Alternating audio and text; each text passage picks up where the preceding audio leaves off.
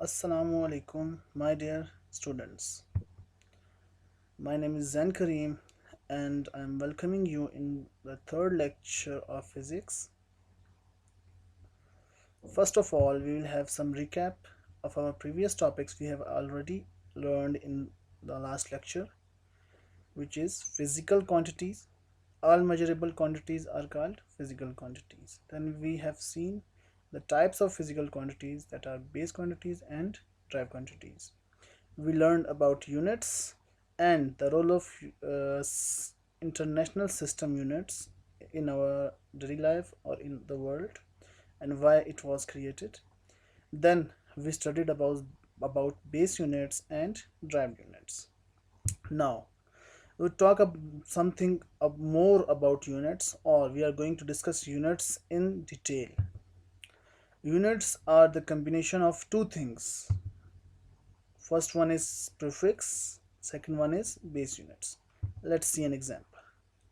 Let's suppose I have a physical quantity to 50 milligram. This physical quantity consists of two things. One is numerical magnitude, a number, another one is unit. We have already talked about physical quantity. It contains two things, numerical magnitude and unit. In unit, or the units are the combination of two things. One is the basic unit, or the unit in its base form. Other one is prefix. We have some examples written in here. You can see all of these some of them contain both of things, but some of them only contain base unit. Base unit is compulsory, but prefixes are not compulsory. They are just to show a number, we use them. Now, base unit. It is the part of a unit which contains only the portion which tells us about physical quantity we are talking about. If I am talking about length, then it has to be meter. Or let's suppose if we talk it reciprocally, let's suppose I'm talking about seconds, then it's either millisecond or nanosecond. If second comes, it clicks in my mind, it has to be time. No other quantity is measured in second. So base unit is the unit which tells us about the quantity, which quantity we are talking about. These are meter or second or gram, etc. There can be many units. After discussing about basic unit, we will discuss about prefixes. Now, some of the quantities are either very large or very small. To write those very large or very small quantities in an easy way, we use prefixes. Now, first of all, we will study about prefix. Prefixes is the combination of two words. First one is pre, which means before, and other one is fix, means to fix it. We have to fix this before a particular thing, and that particular thing would be our basic unit. Here you can see this kilo, k, is a prefix which is placed before a basic unit. This small m is a prefix which we placed before a basic unit. Same is the case, this small n is a prefix which we placed before a basic unit. We always have to put a prefix before a basic unit. Now, continuing our prefixes, by definition, prefixes are the words or letters added before a basic unit. The values of prefixes are in the power of 10. Here I have given you the table of prefixes, in which you can see every prefix have a specific symbol which we put before our basic unit, and every prefix have a multi 10th power value, yeah, power of 10 value. Let's suppose if I am talking about kilo, the value of kilo is 10 raised to power 3, which is equivalent to 1000. If I am talking about mega, its value is 10 raised to power 6, which is equivalent to 10,100,000 or 1 million, and so on. Here are some examples of prefixes which I have taken from book. You can see these in book and can easily understand. First one is 200,000 millisecond meter per second. First one is 200,000 meter per second, which is equal to 200. We have distributed this 1000 from this 200 and made it into the power of 10. It is equivalent to 200,000 is equivalent to 200 multiplied by 10 raised to power 3. If we see the table of prefixes, 10 raised to power 3 was equal to kilo and its symbol is small k. So we have replaced this 10 raised to power 3 with small k, and this would be our prefixed form or simplified form. Now we have another number 4800,000 we have convert this. There are two possible combinations. First one is we have distributed these three zeros separately, which are 10 raised to power 3, and the other number 4800 separately. Then this 10 raised to power 3, as we already talked about, is equivalent to kilo and symbol k is used. So we use a symbol k here.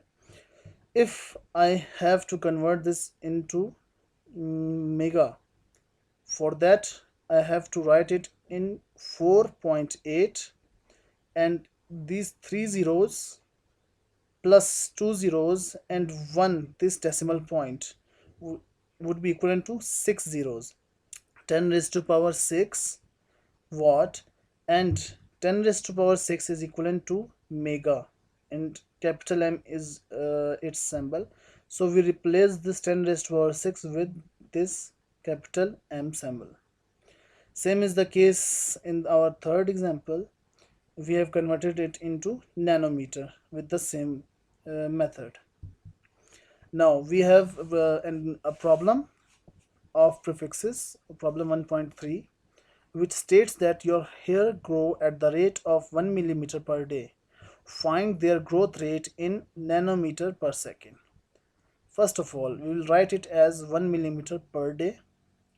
1 millimeter is equivalent to 10 raised to power 6 nanometer. So I have put 1 multiplied by 10 raised to power 6 nanometer in place of millimeter. Per means divide. So this is the per day. In one day we have 24 hours. So I have converted it already 1 into 24 hours. 10 raised to power 6 is equivalent to 160 or 1 million. And in denominator, this hours is converted into minutes by replacing this hours by 60 minutes, because in 1 hour we have 60 minutes. In numerator, 1 is multiplied by 1 million and the result is 1 million, and nanometer remains at its own place. Whereas in denominator, 1 into 24 into 60 has been written as it is, and this minutes is converted into second, because in 1 minute we have 60 seconds. Now numerator remains the same, but in denominator we multiply these numbers and get an answer of 86,400 seconds. After dividing these two numbers, we get 11.574 nanometer divided by 1 second. As this number has been resolved and solved, therefore 1 is remained here. This 1 is just to tell you that we have to reconvert it into the form we are requested to find answer, which means nanometer per second. We have converted it in per second form.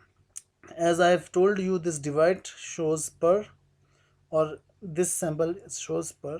Now we have converted our growth, hair grow. We have converted our hair grow rate from 1 millimeter per day to 11.574 nanometer per second. Moving forward, the next topic is scientific notation. First of all, we will see its definition. In scientific notation, a number is expressed as some power of 10 multiplied by a number between 1 and 10. Example is a number 62750 can be expressed as 62.75 into 10 raised to the power 3, or 6.275 into 10 raised to the power 4, or 0.6275 into 10 raised to the power 5. All are correct, but the number that has one non-zero digit before the decimal point, which is 6.275 into 10 raised to the power 4, preferably be taken as standard form. Now we will see rules for standard form, or rules for converting any number to standard form. First rule is first digit should be a non-zero. Now, uh, as we see the rule, I have taken an example and we would solve this example according to these rules. First rule is first digit should be a non-zero. If we see here, our first digit is 0. We will skip this. We will see next digit. It is also 0. Skip it. See next digit. Also 0. Skip it. See next digit. Same is the case. Skip it. See next digit. You will skip all the zeros and see for first non-zero, which is 4 in this case. So I have written this 4 here. First digit should be non-zero. Second rule, there should be decimal point after first digit.